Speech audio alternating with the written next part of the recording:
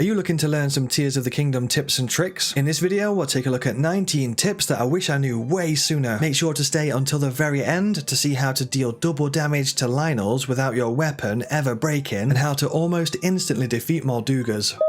Don't forget that you can fuse materials to your shield as well as your weapon. For example, you can fuse an ice key swing to your shield, and then if you get close to an enemy and press parry, you will hit the enemy with a wave of ice and it will freeze them in place. This freeze parry can be used over and over again until the shield breaks. On top of that, the attack that breaks the enemy out of a frozen status also does increased damage. So you can use this freeze parry not only to crowd control enemies, but also do much more damage. You can fuse electric and fire type materials to your shield as well. It's also really fun to slide them around when they're frozen in place. Whee!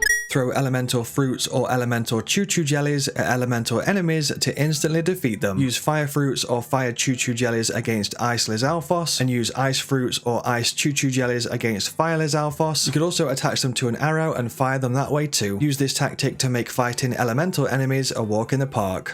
Lynel hoofs break Talus and Froc's weak points better than bomb arrows and do much more damage. They also destroy enemy armor very quickly. You can fuse them onto a weapon, or you can fuse them to an arrow and fire them that way. Fusing one onto a multi-shot bow can destroy enemy armor in 1 or 2 shots. Use this tip to absolutely obliterate the armor off of the Lynels in the depths.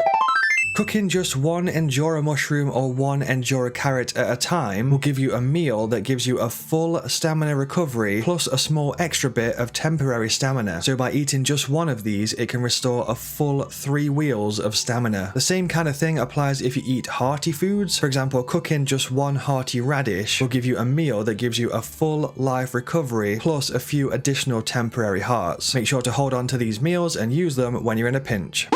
You can check if you've already obtained a bubble frog in a particular cave by looking for a little check mark that shows up next to the cave entrance on the map. As long as you pick up the bubble gem, then the check mark will appear. The NPC Colton will also tell you if there's a bubble frog nearby for free, even if you haven't been into that cave yet. If you haven't unlocked Colton yet and you want to, the first encounter with him will be near to the cave that's quite close to Woodland Stable. On top of this, if a shrine on the map has a chest icon next to its name, that means you've collected every chest inside of that shrine. There can sometimes be more than one chest in a shrine, so make sure to keep your eyes peeled.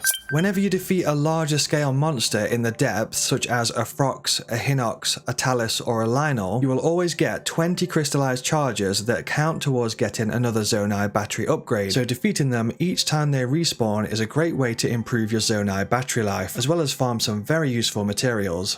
You can unlock some special armor sets by finding all of the bargainer statues in the depths. These armor sets are the Dark Set, the Depth Set, and the Tunic of Memories. My personal favorite out of these is the Dark Set, as when you wear it, it gives you increased movement speed at night. The Depth Set will give you some extra hearts that will absorb gloom damage first before the gloom affects your normal hearts. And the extra hearts on the Depth Set will regenerate when you're not in gloom, so they can absorb it again. There are 7 bargainer statues in total. 6 of them are in the depths, and 1 is in Lookout Landing. 1 of the bargainer statues you'll have to create yourself by completing a quest called A Call from the Depths. You can also buy bomb flowers, mudderbuds, and puff shrooms. The currency that the bargainer statues use are pose, so make sure to grab the pose whilst you're exploring the depths. These armor sets are mega useful, so it's definitely worth unlocking them.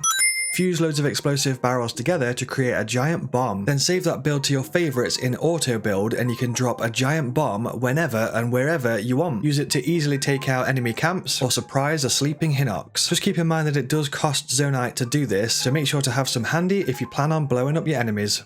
You can get a Korok mask that shakes and makes noise when you're near to a Korok. This mask makes it so much easier to find Koroks. You can get this by completing the Forest Coliseum, which is located in the depths beneath the Korok Forest. If you travel northwest from this light route, you'll find a trail of mighty bananas leading to the Forest Coliseum. You will need to be ready for battle, as you'll need to defeat a tough enemy when you get there. Once you've claimed your victory, open the treasure chest and the Korok mask is yours.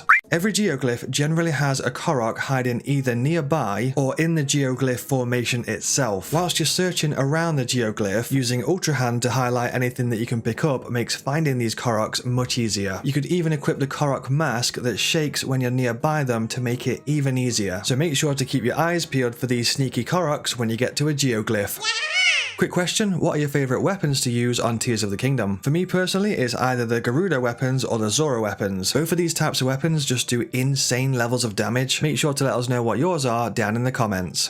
Are you tired of critters like frogs, crabs and lizards getting away from you? Well, not anymore. If you do see a critter that you want to collect, just take aim with your bow and fire an arrow at it, then just head on over and pick it up. Critters will escape your grasp no more. You can sneak up behind enemies and sneak strike them to deal 8 times your normal damage. You can get really easy sneak strikes by throwing a puff shroom down first. A cloud of smoke will go everywhere. The enemy will then lose sight of you, at which point you can just walk behind them and then press sneak strike. On a lot of enemies, this will instantly delete them in just one attack. Also, if you carry out a sneak strike using a weapon that has the improved sneak strike ability, such as the 8-fold blade, then the sneak strike will do even more damage. You could even use an armor set that has improved stealth, such as the Yiga set or the stealth set, to help you be even more sneaky and bag more sneak strikes. You can quickly select all of the ingredients required for a meal by using your recipe book. You have to have cooked that meal at least once for it to appear in your list of recipes. To do this, head to your materials menu, press on a material and then press on select for recipe. This will bring up any meals that you've previously created using that material. Then if you select one of the meals listed here, it will auto grab all of the ingredients needed for that recipe and place them in your hands. Then just throw all of the materials into a cooking pot and you're good to go.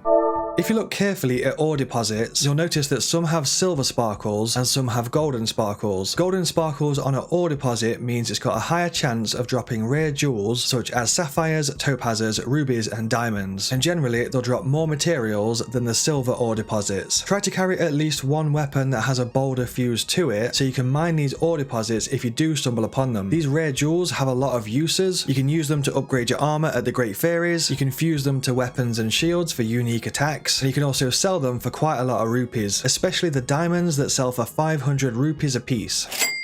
A lot of armor sets will give you an additional set bonus when all 3 pieces of the set are upgraded to 2 stars or more. For example, the glide set will allow you to take no fall damage from any height. Even if you've jumped down from a sky island all the way to the surface, you'd still take 0 fall damage. And the Zora set allows you to do a swimming dash for a tiny amount of stamina in comparison to what it would cost normally. To be able to upgrade armor, you'll need to awaken the Great Fairies that are located at 4 of the stables. Before you can start the fairy quest line and start awakening them, you'll need to become a reporter by talking to the 2 NPCs at the Lucky Clover Gazette first. This place is located quite close to the Rito village. After that, if you then head over to the Woodland stable located across the large river northeast of Hyrule Castle, you'll be able to get these quests started and start unlocking the Great Fairies. Have you ever fast travelled to a shrine wanting to explore that part of Hyrule, only to find it's raining when you get there, putting a damper on your plans? Never fear, this trick can help. If you turn and face the entrance to the shrine, drop down some wood and a flint, you can actually create a bonfire within the doorway of the shrine that's protected from the rain. This way you can keep resting at the bonfire until the rain has gone. Use this trick to make your adventures across Hyrule go so much smoother. You can convert choo-choo jellies into other elemental forms. For example, you could drop a bunch of water choo-choo jellies on the floor in a high temperature area and they'll change from water to fire choo-choo jellies. You could also change them by doing various elemental attacks, such as frost attacks that turn them into ice or lightning attacks that turn them electric. You can also throw elemental fruits at them and do it that way. I find the best and the easiest way to do this is just to drop a bunch in a high temperature area and wait for them all to convert into fire. I don't know about you, but I'd much rather be shooting explosive fire choo-choo jellies into my enemies' faces rather than soaking them with a bit of water. Struggling to take out Moldugas? This one's for you. First of all, you'll want to press on Sidon. This will give us the water protection bubble so we can tank 1 hit. Then get the attention of the Molduga. Wait for it to head on over to us and attack us. It will shoot up into the air and it'll also knock us up into the air, at which point whip out your paraglider, then take aim with your bow, attach bomb flowers to your arrows and fire them into the stomach of the Molduga. If you combine this with a multi-shot bow, you can actually defeat the Molduga after it's done this one single attack. That's all there is to it. Happy hunting. Do you want to deal double damage to Lynels? Let's take a look. The unique attack that you get when mounting Lynels doesn't use up any weapon durability at all. In combination with this, when a weapon breaks, that last attack deals double damage. So what we can do is get a weapon that is one hit away from breaking, and then use this specific weapon when carrying out these mounted Lynel attacks. The game treats every single one of these attacks as if it's the attack that breaks the weapon, even though the weapon never breaks, making it do double damage on every single attack. I actually tested this out by defeating a Lynel using only this unique mounted attack with the same weapon. One version of the weapon being one hit away from breaking, and the other version being at full durability. The weapon that was at full durability took 98 attacks to defeat it, and the weapon that was one hit away from breaking only took 49 attacks. You could even go one step further and use a Gerudo weapon, because when you fuse a material onto a Gerudo weapon, it actually gives that material double the attack power. So you're getting double the attack power of the material with the Gerudo weapon, plus double the attack power again because the weapon is one hit away from breaking. So combining these together will do insane levels of damage. Remember these tips and tricks from your video game training and you'll be absolutely destroying Lynels in no time. Whilst I was making this video, we've just reached a grand total of 10 million channel views. That's absolutely insane. So I just wanted to say a massive thank you to all video game warriors. Whether you've been around for a short time or maybe you've been here since the beginning, I'm just massively grateful. Thank you so much. If you did enjoy this video, I'd really appreciate it if you pop it a like. I've got over 1,100 video uploads on this channel. Some more videos have just popped up right now. If you enjoyed this video, then it's likely you'll enjoy one of those as well.